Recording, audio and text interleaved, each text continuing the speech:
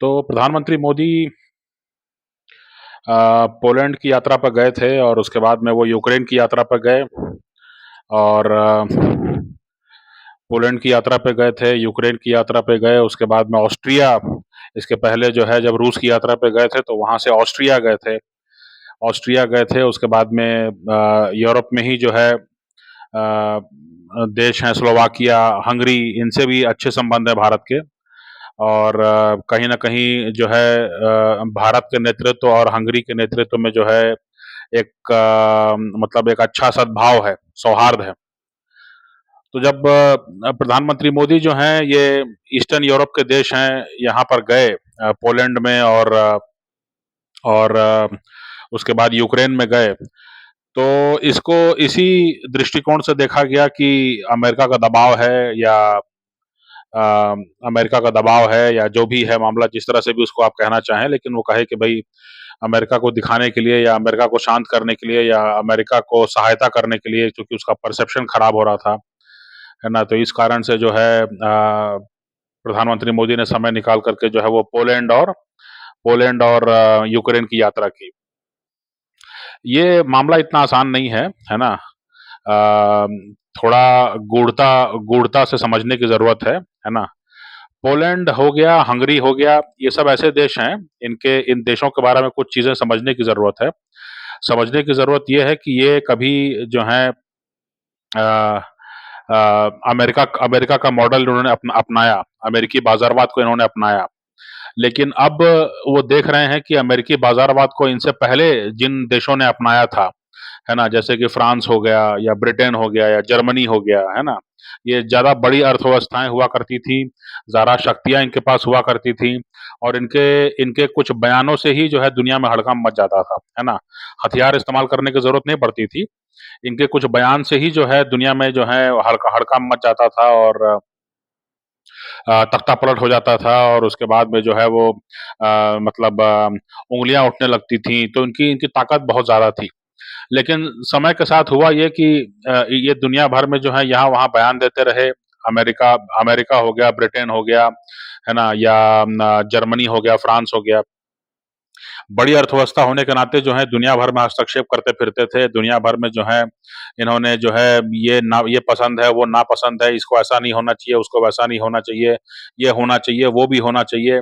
इस तरह के जो है इन्होंने ख़्याल जो है ज़्यादा दखल देना नहीं छोड़ा और दखल देते रहे, है ना? और आज भी किसी हद तक दखल देते हैं। तो नतीजा ये हुआ कि इनके यहाँ पर जो हैं लोग आके बसने लगे। है ना? जहाँ भी इन्होंने दखल दिया वहाँ पे अस्थिरता आई तो जो है इनके यहाँ पर लोग आके बसने लगे कि भैया यही सब देश जो हैं वो कहीं न कहीं पिछले 3 दशक में एक समझ बनी है कि अमेरिका हो गया, फ्रांस हो गया, ब्रिटेन हो गया, जर्मनी हो गया, ये सब देश जो हैं वो इनके पास हमेशा ही पैसा होता है, इनके पास हमेशा ही हर तरह की इनके पास शक्ति भी है, यहाँ पे कोई दखल भी नहीं देता। यहाँ के नागरिक बन जाने से अपने को तमाम तरह के लाभ मिलेंगे, है ना? तो ये एक समझ जो है पूरी दुनिया में जो है फैलती चली गई है और ख़ास तौर पे जो है एशिया और अफ़्रीका में। तो दुनिया भर के लोग जो हैं यहाँ आके बसने लगे। जब बसने लगे तो जो है जब वो बसने लगे तो हुआ ये कि अमेरिकी बाज़ारवाद के चलते जो हैं जो इन देशों के लोग थे फ्रांस, जर्मनी, ब्रिटेन और अमेरिका, इन देशों के लोग थे, ये लोग अपना समुद्री किनारे पर जो हैं वो कपड़ा उतार करके जो है अपना धूप लेते थे। लेकिन उस दौरान जो है, जो बाहर से आए लोग थे, वो जो है मेहनत करते थे, छोटे-छोटे काम करते थे, अपनी अपनी एजुकेशन पर, अपने स्किल पर काम करते थे, अपने परिवार के साथ समय बिताते थे और अपना परिवार बढ़ाते थे। तो 10 साल 20 साल में हुआ ये कि 10-15 साल में कि जो है डेमोग्राफी चेंज हो गई, है ना? वो वहाँ धूप लिए बैठे हैं कपड़ा उतार करके, है ना? और अपने आप को समझ रहे हैं कि हम दुनिया के मालिक हैं और उनके उनके शहर में ही वो अकेले हो गए, उनके शहर में ही वो अलग-थलग हो गए।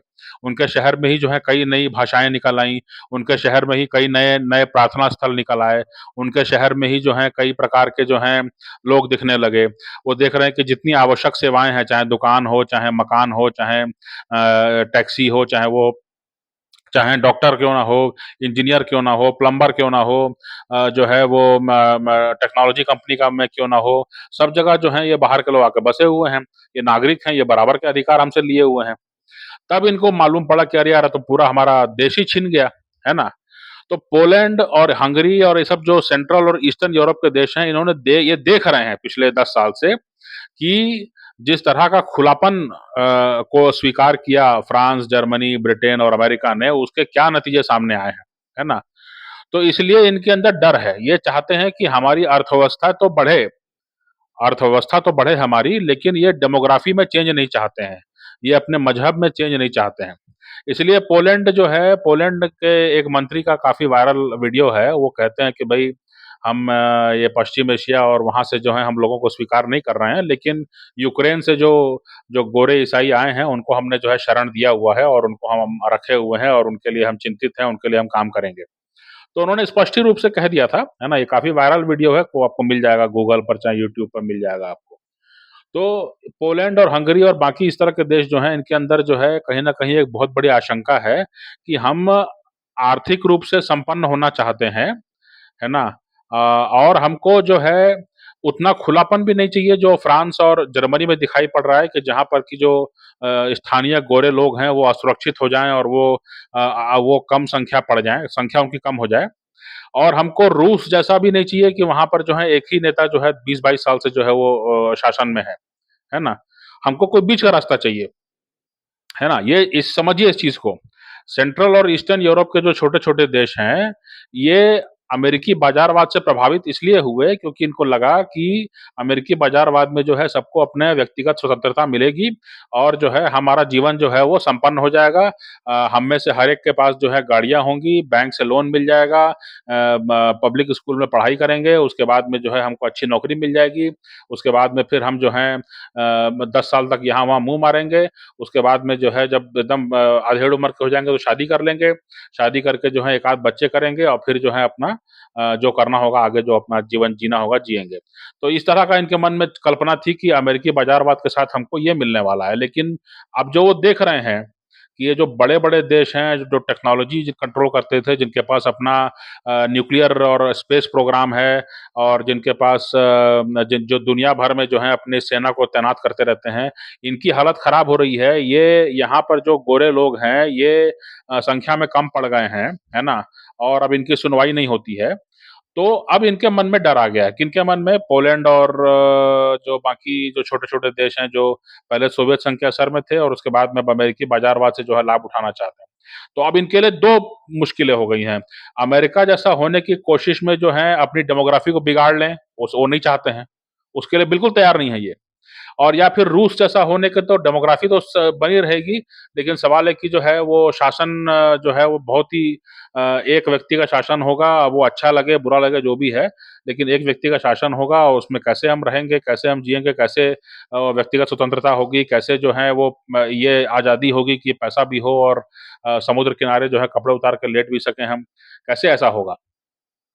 तो इसलिए बीच का रास्ता निकालने के लिए जो है, इसलिए यहाँ पर जो है भारत की भूमिका बनती है, क्योंकि अमेरिका इसमें कुछ नहीं कर पा रहा है। रूस जो है वो ऑलरेडी जो है थका हुआ है क्योंकि रूस में आबादी बढ़ नहीं रही है और वहाँ पर जो है अभी जो युद्ध चला है 2 साल में, यहाँ पर उनके भीषण जो उनको नुकसान हुआ है, जो मानव की जो त्रासदी हुई है ना? इससे उभरने में उनको पता नहीं 30-40 साल लग सकते हैं। और अब उनके सामने संकट ये है कि उनके पास ज़मीनें तो पहले से ज़्यादा हैं। पहले भी ज़मीन थी उनके पास, अब ज़मीनें उनके पास हैं, मान लीजिए कि यूक्रेन का 20% भी उनके पास आ गया ज़मीन, संसाधन उनके पास है। लेकिन उसमें काम करने के लिए, शहर बसाने के लिए, गाँव बसाने के लिए, कस्बा बसाने के लिए आबादी नहीं है। और वहाँ पे पुनर्निर्माण करने के लिए, वहाँ पे सुरक्षा तंत्र खड़ा करने के लिए उनको बाहर से लोग लाने पड़ेंगे। ये चीज़ बहुत ज़रूरी है ना? ये विषय आएगा, अभी अभी नहीं आ रहा है लेकिन अभी वो आएगा विषय। तो इसीलिए जो प्रधानमंत्री मोदी हैं, ये पोलैंड और यूक्रेन जाकर के इन्होंने यही बताया है कि आप अपने आप को नष्ट कर चुके हैं किसी दूसरे के कहने पर। अब जो सवाल ये है कि अपनी आबादी, अपनी जो भाषा है, संस्कृति है, उसको सँभालिए, नहीं तो दूसरे के कहने में आकर के जो है तबाह होते रहने का कोई कारण नहीं है। यही एक कारण है कि जो है उन्होंने बताया कि हम जैसे जो करने का प्रयास कर रहे हैं यहाँ पर, कि हम अपनी धर्म संस्कृति को बचाने का प्रयास कर रहे हैं और अमेरिका और तमाम सारे जो देश हैं वो कितनी भी उलट-जुलूल टिप्पणी करें, उससे हम डरते नहीं हैं, घबराते नहीं हैं, अपनी अर्थव्यवस्था पर भी काम कर रहे हैं, अपनी आबादी पर भी काम कर रहे हैं, अपनी आबादी को दुनिया भर में भेज रहे हैं, जहाँ उनको मौका मिले, नौकरी मिले, व्यवसाय करने का मौका मिले और उसके साथ में फिर ये है कि उस तरह का नंगापन और उस तरह का जो है पर्यटन जो है कि मतलब जो है कसिनो के नाम पे पर्यटन हो रहा है और जुआ घर के नाम पे पर्यटन हो रहा है और नंगई के नाम पे पर्यटन हो रहा है, वो भी हमने स्वीकार नहीं किया है ना अभी तक। तो इसलिए जो है पोलैंड में भई मोदी को अगर अमेरिका कह रहे हैं कि भई आप जाइए वहाँ पर, तो ठीक है मोदी वहाँ जा रहे हैं अगर अगर इसको माना जाए तो। लेकिन पोलैंड के लोग स्वागत क्यों करेंगे? या यूक्रेन का आदमी क्यों स्वागत करेगा? स्वागत इसीलिए करेंगे ना क्योंकि उनको मालूम है कि भई उनके सामने संकट है और इस संकट में अमेरिका अब और कुछ मदद नहीं कर सकता, रूस से उनके बातचीत बंद है, रूस से दुश्मनी का मामला है, तो अब इसमें कौन सहायता करेगा? चीन तो अपना माल बेच करके आपको शोषित करके जाना चाहेगा, तो इसमें कौन मदद करेगा? इसमें मदद करेगा भारत। है ना? तो इसलिए भारत जो है और प्रधानमंत्री मोदी की जो छवि बनी बनी हुई है राष्ट्रीय अंतर्राष्ट्रीय स्तर पर पिछले 10 साल में कि जो आदमी एक राष्ट्रवादी है और जो आदमी जो है एक अपने देश के हित के लिए काम करता है, अपने राष्ट्रीय हित को आगे रखता है ना? उसलिए जो है पोलैंड और यूक्रेन में जो है इस बात की समझ बनी है कि अपनी अर्थव्यवस्था बनाने के लिए, अपनी आबादी को सपोर्ट करने के लिए और जो है आर्थिक और सामाजिक दोनों को बैलेंस करने के लिए जो है कहीं न कहीं हमको भारत से संबंध प्रगाढ़ करने होंगे। इसीलिए जो है जो पोलैंड और यूक्रेन और उस तरह के देशों की जो स्वीकार्यता भारत में हो, इसीलिए यहाँ से जो मीडिया कंटिंजेंट गया था, यहाँ से जो मीडिया का दल गया था वहाँ पे, तो उसने जो है वहाँ पर इंडोलॉजिस्ट से बात की, यानी जो भारत और भारत के जो पुरातन इतिहास है, उसको जानने समझने का दावा करते हैं, यहाँ की भाषा बोलते हैं, उनसे बात करवाई गई, उनको जो है हाइलाइट किया गया। उसके पीछे मंशा यही थी कि भारत के लोग भी समझें कि भई हमारे संस्कृति की, हमारे धर्म की जो है बाहर में काफ़ी पूछ-परख है। उसको जानने समझने का प्रयास जो है वो दूसरे लोग जो बिल्कुल हमसे अलग हैं, वो भी कर रहे हैं। तो एक तो उसके प्रति सम्मान आपको भी होना चाहिए क्योंकि आपको पता होना चाहिए कि आप आपके पास क्या है, आपकी विरासत में क्या है, जिसका आपको शायद उतना मोल नहीं बताया गया हो आपकी शिक्षा पद्धति में, लेकिन अब उसको समझने की ज़रूरत है। दूसरा ये कि जुड़ाव भी होना चाहिए कि भई ये लोग जो हैं वो कहीं न कहीं वही चीज़ खोज रहे हैं जो हमारी विरासत में, हमारी संस्कृति में है। ये लोग भी जो हैं वो आर्थिक प्रगति और सामाजिक स्थिरता, शांति जो है वो चाहते हैं, है ना? तो उसके लिए जो है ये दोनों में जो है कहीं न कहीं एक पुल बने, दोनों में कहीं न कहीं संवाद की स्थिति कायम हो। क्योंकि भारत में तो राजनीति यही रही है पाकिस्तान, पाकिस्तान, पाकिस्तान। पाकिस्तान के साथ ही हमको कभी मुशायरा करना है, कभी क्रिकेट खेलना है, पाकिस्तान के साथ कभी गुस्सा होना है, कभी पाकिस्तान के साथ ट्रैक 2 चल रहा है, कभी ट्रैक 1 चल रहा है, कभी ये समझौता होने वाला है, कभी ये होने वाला है, तो पाकिस्तान और भारत में समानताएँ हैं, बीच में किसी ने लाइन खींच दी। यही सब उलझ-जुलझ चीज़ें चलती रही हैं। तो मोदी के कार्यकाल में जो है एक नया एक एक्सपेरिमेंट चल रहा है कि जिसमें जो है ये कहा गया है कि जो समान विचारधारा वाले देश हैं, वो भी अपनी संस्कृति, अपनी डेमोग्राफी को लेके चिंतित हैं। जो पोलैंड और यूक्रेन और बाकी सब हैं और अपनी भाषा को लेके चिंतित हैं और वो चाहते हैं कि उनके यहाँ भी जो है उनकी अपनी चीज़ें जो है वो प्रफुल्लित हों। और कहीं न कहीं वो उनके यहाँ ऐसे लोग हैं जो आकर्षित हैं इस बात से कि जो भारतीय जो विधा है, पद्धति है, जो यहाँ की जो समझ है यहाँ के जो हेरिटेज है, यहाँ का जो विरासत है, उसको लेकर के वो काफ़ी माने उनको काफ़ी उम्मीद जगती है इससे कि ये नई बात है ना? जो सोवियत शासन था कि जिसमें जो है हर जगह जो है खुफिया पुलिस रहेगी, हर चीज़ पर नज़र रखेगी, हर चीज़ को जो है अच्छा-बुरा बताएगी, ये करना है कि नहीं करना है, इसके बारे में रोक-टोक हमेशा होती रहेगी। उससे भी वो सहमत नहीं है और अमेरिका का खुला बाज़ारवाद कि जिसमें जो है आबादी जो है वो सिकुड़ के खत्म हो जाए, है ना? और आबादी में कोई मानव अपने आप को ना समझे बल्कि हर कोई अपने आप को उपभोक्ता समझे, है ना? वो भी वो स्वीकार नहीं करना चाहते हैं क्योंकि वो दोनों का जो है नाश होते हुए देख चुके हैं। है ना? इसीलिए जो है आज पोलैंड में जो रिसेप्शन हुआ, ऑस्ट्रिया में जो रिसेप्शन हुआ, जो जिस तरह से जो है स्वागत-सत्कार हुआ, जिस तरह से जो है वहाँ के बड़े-बड़े नेता उन्होंने उन्होंने जो है और वहाँ के सांसद उन्होंने जो है अपनी बातें रखी। वो यही चाहते हैं कि वो उनको ये उम्मीद जगती है कि जो है भारतीय नेता जो है प्रधानमंत्री मोदी ये कहीं न कहीं उनकी उनकी जो प्राथमिकताएँ हैं उनको समझते हैं और उस प्राथमिकता पर जो है उनको मदद कर सकते हैं। है ना? तो इसको इस नज़र से देखने की ज़रूरत है कि अमेरिका और रूस का मॉडल, चीन का मॉडल जो है वो नहीं चलने वाला है उस यूरोप के उस हिस्से में जो सेंट्रल और ईस्टर्न यूरोप है और उनको जो है वो भारतीय मॉडल जो है वही चलने वाला है, वही उनको पसंद आने वाला है और इसलिए यहाँ पर सहयोग की बड़ी संभावनाएँ हैं। और बात सिर्फ पोलैंड जाने की नहीं है, बात सिर्फ ऑस्ट्रिया जाने की नहीं है, बात ये भी है कि भारत ने जो है अभी हाल में लिथुआनिया में अपनी एक दूतावास खोला है। लिथुआनिया में इतने समय से उनको दूतावास खोलने की समझ नहीं हुई, अब जाके खोले हैं दूतावास वहाँ पर, अब अपना राजनयिक वहाँ पर उपस्थिति दर्ज करा रहे हैं। इसके पीछे कारण क्या है? कारण वही है, लिथुआनिया भी जो है वो डरा हुआ है, रूस बहुत नज़दीक है उसके। लिथुआनिया भी डरा हुआ है क्योंकि अब अमेरिका को सैनिक अड्डा देने के बावजूद भी जो है वो ट्रम्प कहेंगे कि भई आपको हम मदद कर रहे हैं, आप बदले में पैसा दो, है ना? तो अब उनके अंदर भी अनिश्चितता हो गई, उनके पास क्षमता नहीं है, उनकी आबादी उतनी ज़्यादा नहीं है, उनका देश उतना संसाधन संपन्न नहीं है और अमेरिका से जो पहले उम्मीद थी और जो बड़े यूरोपीय देश थे उनसे जो उम्मीद थी, वो सब खुद घरेलू राजनीति का शिकार हो रहे हैं। घरेलू जो है विघटन में शिकार हो रहे हैं, है ना?